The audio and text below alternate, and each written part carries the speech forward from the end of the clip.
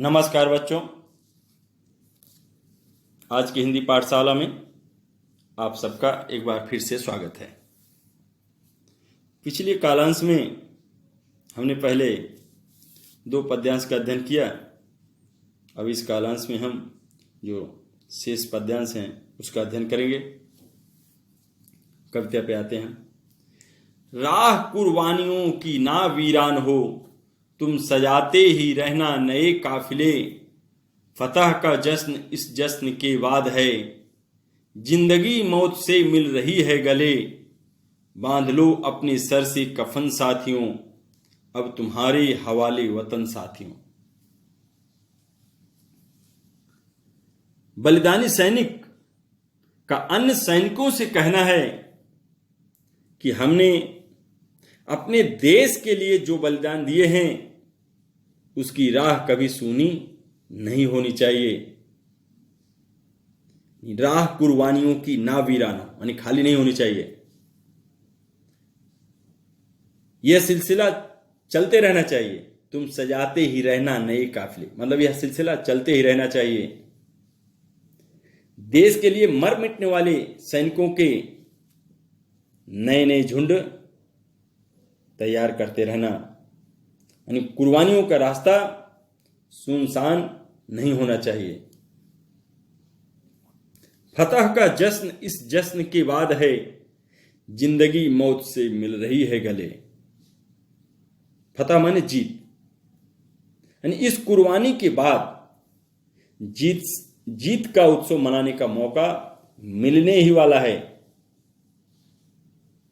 आज जिंदगी खुद आगे बढ़कर मौत को गले से लगा रही है, यानी जिंदगी मौत से मिल रही है गले। मतलब कि आज जिंदगी खुद आगे बढ़कर मौत को गले से लगा रही है। बांध लो अपने सर से कफन साथियों, अब तुम्हारे हवाले वतन साथियों। हे साथियों, देश के लिए मर मिटने का अवसर आया है।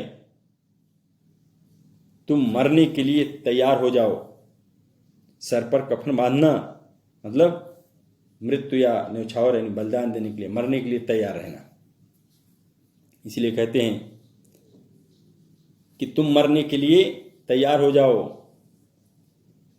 अब तुम्हारे हवाले वतन साथियों। हम तो बलिदान करके जा रहे हैं, अब यह देश तुम्हारे सहारे छोड़कर जा रहे हैं। तुम्हें ही इसकी रक्षा करनी है।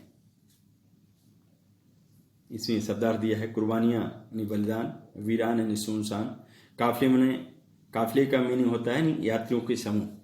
तो यहां पर लेकिन काफिले से मतलब है सैनिकों का समूह। फतह माने जीत, जश्न यानी खुशी। भावार्थ देखते हैं इसका। प्रस्तुत पंक्तियों में एक शहीद होता हुआ सैनिक अपने साथी सैनिक से कहता है कि हे मेरे वीर साथियों, मेरे जैसे लाखों वीरों के शहीद होने पर भी यह युद्ध का मैदान कभी सूना नहीं पड़ना चाहिए। इसमें हम जैसे नौजवान मातृभूमि की रक्षा की खातिर शहीद होने के लिए निरंतर आगे आते रहने चाहिए। इस जंग को जीतकर ही हम जश्न मना पाएंगे। हम ऐसी जंग में जा रहे हैं जहां कभी भी मृत्यु हमें गले लगा सकती है, अर्थात हमारी मृत्यु कभी भी हो सकती है। अब अपने अंदर से मृत्यु का भय निकालकर सिर पर कफन बांधकर मौत से मिलने के लिए तैयार हो जाओ। अपने प्यारे वतन की रक्षा तुम्हें हर हाल में करनी है, इसलिए हौसले से डटकर लड़ो। साथियों, ये मेरा वतन अब तुम सभी के हवाले है। अगली पंक्तियां हैं। खींच दो अपने खून से जमी पर लकीर, इस तरफ आने पाए न रावण कोई। तोड़ दो हाथ अगर हाथ उठने लगे, छू ना पाए सीता का दामन कोई। राम भी तुम और तुम्ही लक्ष्मण साथियों, अब तुम्हारे हवाले वतन साथियों। जमी यानी जमीन, लकीर रेखा, खून मतलब खूं का अर्थ होता है खून। खींच दो अपने खूं से जमी पर लकीर, इस तरफ आने पाए न रावण कोई। क्या कहते हैं कवि कि देश के लिए बलिदान करने वाला सैनिक अन्य जीवित साथियों को संबोधित करते हुए कहता है, क्या कहता है? कहता है कि मेरे साथियों, तुम अपने खून से धरती पर एक रेखा खींच दो ताकि यह धरती सुरक्षित हो जाए। खींच दो अपने खून से जमीन पर लकीर, इस तरफ आने पाए न रावण कोई। क्या कहता है कि मेरे साथियों, तुम अपने खून से धरती पर एक रेखा खींच दो ताकि यह धरती सुरक्षित हो जाए और इस तरफ आने पाए न रावण कोई। मतलब इस रेखा को पार करके आने का कोई शत्रु साहस ना कर सके। नहीं, रावण रूपी शत्रु कोई सीमा पर पार ना कर सके। तोड़ दो हाथ अगर हाथ उठने लगे, छू ना पाए सीता का दामन कोई। यानी सीमा के अंदर कोई भी रावण अर्थात शत्रु घुस ना सके। फिर क्या कहती, यदि किसी शत्रु का हाथ भारत माता की ओर उठे, लिखा है ना, तोड़ दो हाथ अगर हाथ उठने लगे। किसकी ओर? यानी भारत माता की ओर। यदि किसी शत्रु का हाथ भारत माता की ओर उठे तो उसे तोड़कर रख दो। छू ना पाए सीता का दामन कोई। दामन माने आंचल। दामन का अर्थ होता है आंचल। सीता के पवित्र दामन यानी आंचल को छूने का साहस कोई ना कर सके। राम भी तुम ही लक्ष्मण साथियों, अब तुम्हारे हवाले वतन साथियों। हे सैनिकों, तुम ही राम हो और तुम ही लक्ष्मण हो, अर्थात इस देश की रक्षा का पूरा भार तुम पर है। कहने का मतलब कि जिस तरह से राम और लक्ष्मण ने माता सीता का रक्षा किया था, माता सीता की रक्षा किया था, उसी तरह इस भारत माता रूपी सीता का आज रक्षा करना हम सभी का कर्तव्य है। इसलिए क्या कहता है, अब तुम्हारे हवाले वतन साथियों।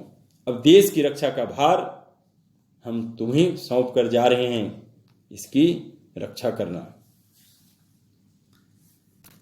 तो इस तरह से हमने इसका भावार्थ आपको यानी व्याख्या किया। भावार्थ देखिए इसमें। प्रस्तुत पंक्तियों में कवि कैफी आजमी जी एक शहीद होते हुए सैनिक के माध्यम से देश के बहादुर सैनिकों को यह संदेश देते हैं कि हमें सीमा पर अपने खून से लक्ष्मण रेखा खींच देनी है ताकि दुश्मन रूपी रावण हमारी सरजमी पर कदम भी न रख सके। कवि यहाँ भारतवर्ष की तुलना सीता माता से करते हुए कहते हैं कि अगर कोई भी हाथ इसकी ओर उठे तो उसे वहीं पर तोड़ देना चाहिए। जैसे प्रभु श्री राम एवं लक्ष्मण जी ने मां सीता को रावण से बचाया, ठीक उसी प्रकार तुम्हें भी हर हाल में भारत माता की रक्षा करनी होगी। शहीद हो रहा सैनिक अपने साथियों से आखिरी सांस लेते हुए कहता है, मैं भले ही शहीद हो रहा हूं, लेकिन अब वतन तुम्हारे हवाले है, इसकी हर हालत में रक्षा करना मेरे बहादुर साथियों। ऐसा कहता है वो शहीद होता हुआ सैनिक अपने सैनिक मित्रों से। तो इस तरह से आज हम लोगों ने इस कविता के भावार्थ का अध्ययन किया। आशा रखता हूं कि आप लोग इस कविता का भावार्थ समझ गए होंगे। अगले कालांश में हम लोग कविता के प्रश्नोत्तर की चर्चा करेंगे और मैं आप लोगों से निवेदन करता हूं इस कविता को एक बार पूरी कविता को गायन करना, फिर इसके भावार्थ का फिर यानी एक बार इस कक्षा में दोनों वीडियो को देखने के बाद पूरी अपने मन से पूरी कविता के भावार्थ करने की कोशिश करना। तो यहीं पर मैं अपनी वाणी को विराम देता हूँ। धन्यवाद।